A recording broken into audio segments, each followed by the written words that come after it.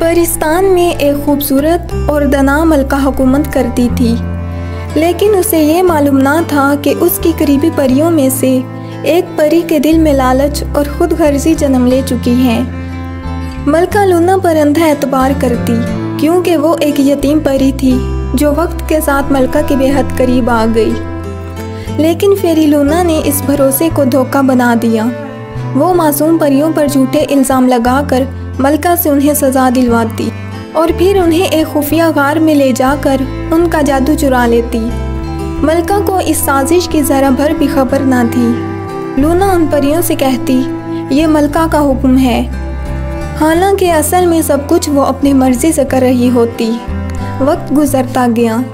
एक दिन फेरीलैंड में एक नई परी आई जिसका नाम मीरा फेरी था। वो एक दूसरे जादुई देश से आई थी और एक बाकमाल फोटोग्राफर थी। मलका ने उसका शानदार इस्तकबाल किया, लेकिन लूना के दिल में हसद की चिंगारी भड़क उठी। मीरा फेरी ने फेरीलैंड की हर दिलकश चीज़ की तस्वीरें बनाना शुरू की। वो मकामी परियों से दोस्ती करने लगी, मगर हर चेहरे पर उसे एक अनजानी सी घबराहट दिखाई दी। जब उसने एक परी से इसकी वजह पूछी तो वो कुछ कहने ही वाली थी कि लूना वहाँ आ गई। मीरा ने मुस्कुराकर उसे सलाम किया, लेकिन लूना ने हाथ मिलाने से इनकार कर दिया। उसने हुक्म सुनाया, मलका का फरमान है कि सब परियां अपनी पिक्सी डस्ट जमा करें। लूना के जाने के बाद मीरा ने पूछा, क्या मलका इतनी सख्त मजाज है? परी ने बस इतना कहा, पता नहीं। मीरा ने सोचा, मुझे बस अपना काम करना चाहिए। परियां पिक्सी डस्ट के दरख्तों से शीशियां भर रही थी और मीरा तस्वीरें ले रही थी। अचानक एक परी के हाथ से शीशी गिर गई। लूना गुस्से में आकर उसे मलका के सामने ले गई। लूना ने मासूमियत का नकाब ओढ़कर कहा, यह परी जानबूझकर पिक्सी डस्ट ज़ाया कर रही है। मलका ने नरमी से कहा, आइंदा ये गलती ना हो। लेकिन लूना बज़िद हुई, अगर इसे सज़ा ना दी गई तो ये दोबारा यही हरकत करेगी। मलका ने अफसोस से कहा, इसे एक दिन के लिए कैद कर दो। लूना के चेहरे पर शैतानी मुस्कुराहट आ गई, जबकि वो बेकसूर परी सर झुकाए खामोश खड़ी थी। उसे मालूम था कि उसकी बात पर कोई यकीन नहीं करेगा। मीरा को लूना की ये हरकत नागवार गुजरी। जब लूना उस परी को ले जा रही थी, मीरा ने पीछा करने की कोशिश की, लेकिन एक और परी ने उसे रोक दिया। अगर तुम पीछे गई तुम हम पर भी इल्ज़ाम लग सकता है। मीरा ने हैरानी से पूछा, क्या? परी खामोश रही और चली गई। अगले दिन लूना ने एक और परी पर चोरी का इल्ज़ाम लगा दिया। इस बार मीरा ने ठान लिया, मुझे मालूम करना होगा कि लूना इन परियों के साथ आखिर करती क्या है। मीरा चुपके चुपके लूना का पीछा करने लगी। लूना एक और परी को लेकर उसी रास्तार गार में पहुंची। मीरा एक चट्टान के पीछे छुप गई। उसने देखा कि लूना एक जादूगरनी के साथ मिलकर उस परी का जादू छीन रही है। मीरा ने फ़ौरन तस्वीरें खींची और वापस लौट आई। उसी रात मीरा मलका के पास गई और तस्वीरें दिखाई।